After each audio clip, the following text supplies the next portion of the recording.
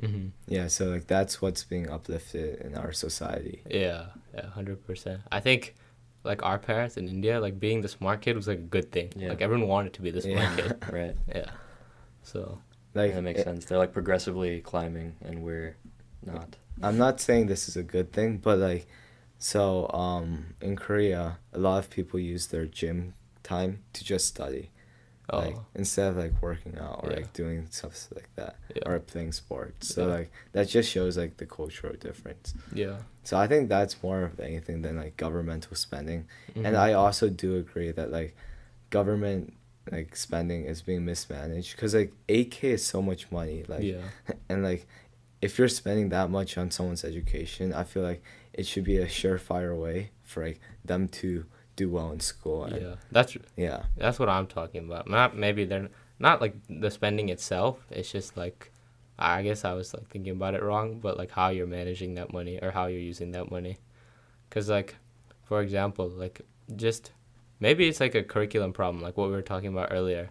But I know that like in Finland they get like no homework or something. I mean that's different from Eastern cultures. okay. But like how is how's like a I guess that's a separate issue, but I want to talk about it. How are they like getting no homework and performing better than us?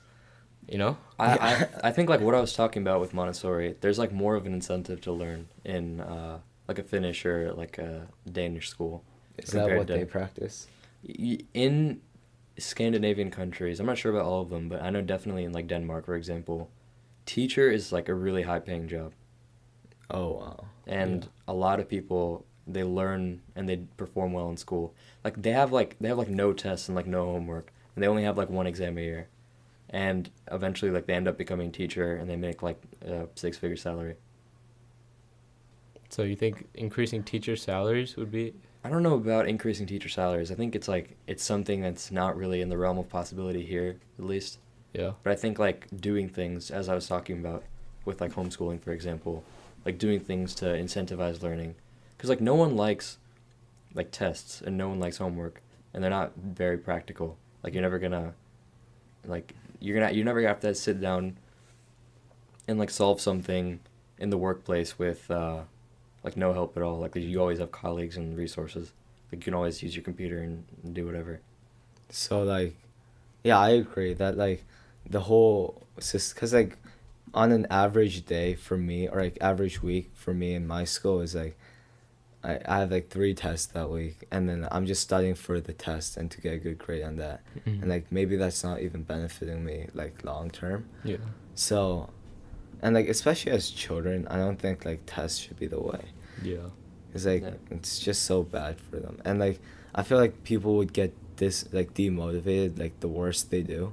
Like a lot of people would be like, "Oh, I want to do better," but like if you do really bad, I feel like that could start a trend of like, "Oh, I should just not try then," Yeah. and then they just keep doing that, and like Mhm. that reinforces that. Yeah, like I'm not smart. Like Yeah, I but, can't like- do it. It is a mindset thing too. Yeah. Yeah. But if you do like a way of teaching that's like more inclusive and like there's no tests for you to like compare yourself to, then like you're only comparing yourself to like yesterday and like what you knew yesterday. So like you can yeah. I guess the other side of it is though, like we were just talking about Scandinavian countries, but like, let's go back to Eastern countries. You know, like Mhm. China, Korea. They're doing like the best on tests, Yeah. but they're a complete opposite, right? Yeah, so there's like definitely like each I think like for each culture there needs to be like a way to like match it. And Yeah. like I think for America at least Yeah. or like the average American, testing is not the way to go. Yeah. Because like for Eastern Asia, yeah, it's working whatever they're doing, and Yeah. then yeah, they have tests. So. Yeah. Makes sense. But it's also like there's other things at play as well, I think. Because as you said, their culture promotes like testing like over everything. It's like the biggest thing that they like have as a student. But then Yeah. there's also I think stuff that we should look at if we're thinking about education systems. Like for example, suicide rates in India are like insanely high among students especially. Because they can't like take the tests and or Mhm. like if they do bad, they're scared about like what their parents might think or something like that, and they just hang themselves. Yeah, that's like true in Eastern. Like Korea has like the highest student suicide. Oh, really? Yeah. So there's definitely a downside to that as Yeah. well. Yeah. So then, you think that there is a balance, Plug Podcast? Do you think there's like an actual solution that you can like kind of For mitigate between the America? two things? Yeah. Like, I think the middle is a bad position. yeah, I don't. I think you should like do one wanna extreme. go to or- extreme? Yeah. Yeah, it seems to be working 'Cause- at the both extremes. Yeah. Well, And like I think okay. This like might be like nationalistic, right?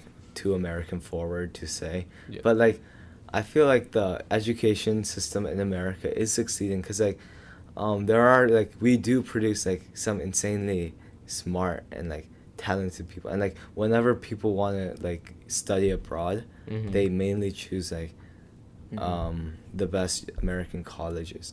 So like it is working, but like I feel like it works very well for certain people, but it also like makes a lot of people fall behind.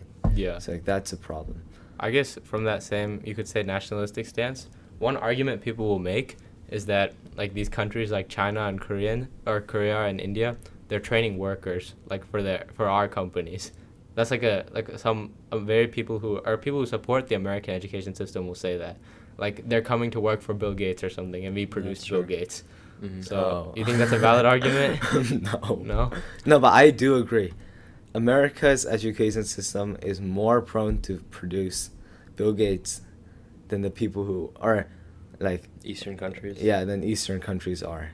But like I don't know, that's like so American stance because like in China there are so many businessmen Yeah. like Bill Gates, but we just don't know of them because Yeah, we're living yeah, in America. yeah, that's true. But there's also like an economy thing as well. Like America's economy, at least, is structured pretty differently than something like China. They're at a different position. Yeah. No, completely. but I completely. I think the East Asian mentality is not to become Bill Gates, but to like have a stable job. Yeah. Cause like, you could see like, people who would be that are just so smart who are East Asian, but like they would never want to become like Oppenheimer or something like that. Yeah. Because like they like that's not what they want to do. That's not why they're succeeding. Yeah. But like, yeah. They Peop- see more value in having like a stable job and Yeah. a family life where you can balance that. Mhm. Yeah.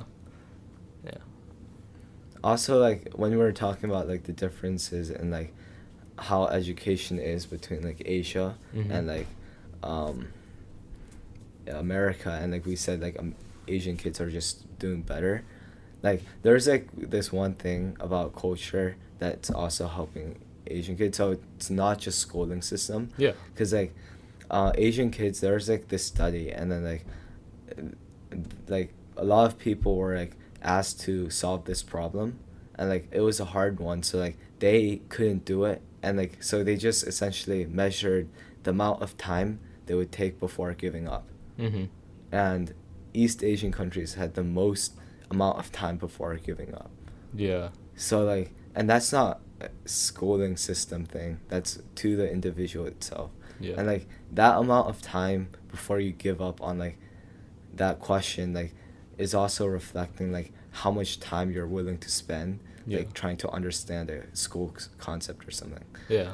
Yeah. So yeah, that's also partly contributing to their success. What do you Yeah. think it is that determines, like, on an individual basis, though? Resilience? Like the single most like I guess best trait, Determining factor. for Of- intelligence or for educational success. academic performance. Oh, okay. Yeah, I think it's 100% Resilient? resilience. Yeah. Like Mm. you don't need to be smart to do well in like any education system, Yeah. or at least not at the high school level. I don't think. Yeah. Because okay, so if we're looking at like I'm supporting the same argument that it's a cultural thing, because it's not just like East Asians in China or something, it's Asians here too. Like if you take a public school and you're comparing the Asian kids and the white kids, like the Asian kids are performing better. And why is that? If they're going to the same school, same resources, it's then or like same levels of wealth, then Mhm. what? It's a cultural difference. So you think like